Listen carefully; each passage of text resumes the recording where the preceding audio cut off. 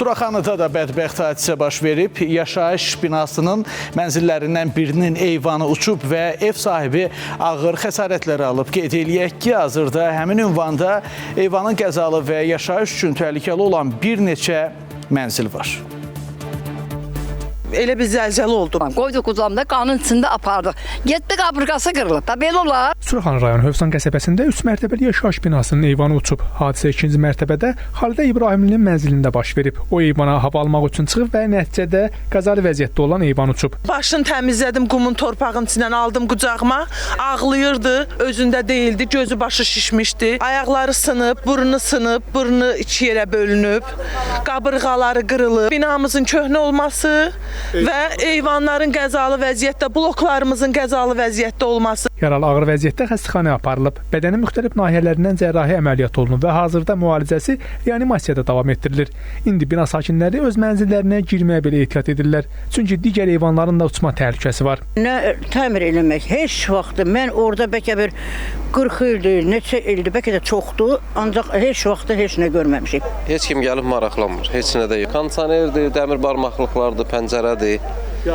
Yararsız vəziyyətdədir, göz qabağında. Sakinlərin sözlərinə görə təkcə eyvan uçan binanın deyil, ərazidə olan digər binaların eyvanları da təhlükə saçır.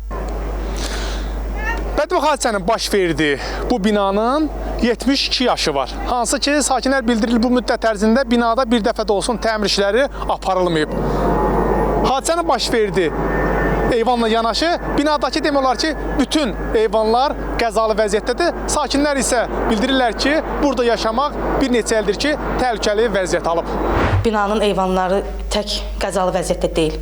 Blokların perkanları da bu vəziyyətdədir. Qorxuruq düşüb çıxmağa. Aidiyyəti qurumlar isə illərdir bu problemə biganə yanaşır. Blokları, pləkanları çıxanda qorxa-qorxa çıxırıq. Çünki hər an başımıza düşə bilər. Və hal-hazırda binanın damı da o vəziyyətdədir. Qonşunun balkonu iki yerə bölünüb, içərdən qorxudan çıxa bilmir. Ərazi üzrə 104 saylı mənzil kommunal istismar sahəsinin rəisi deyir ki, binanın eyvanlarının qəzalı vəziyyətdə olması ilə bağlı Fövqəladə Hallar Nazirliyinə məktub ünvanlanıb. Binanın qəzalı olması ilə bağlı da Fövqəladə Hallar Nazirinə məktubla müraciət olunub. Hələ cavab gəlməyib, rəy bildiriləcək. O ki qaldı, eyvanın təmiri və xəsarət alan sakinin müalicə xərclərinə dəymiş ziyan da ekspertlərin rəyindən sonra məlum olacaq. Aidiyyət təşkilatlara müraciət olunub, balkon bərpa. Məlumatda toplamışıq ki, nə var, nə yox, necə. Kompensasiya barədə bizdə elə bir məlumat yoxdur. Məlumat üçün bildirək ki, hazırda paytaxtda eyvanı qəzalı vəziyyətdə olan yüzlərlə yaşayış binası mövcuddur. Rəşad Vəkiloğlu, İlkin Həsənov, Space xəbər.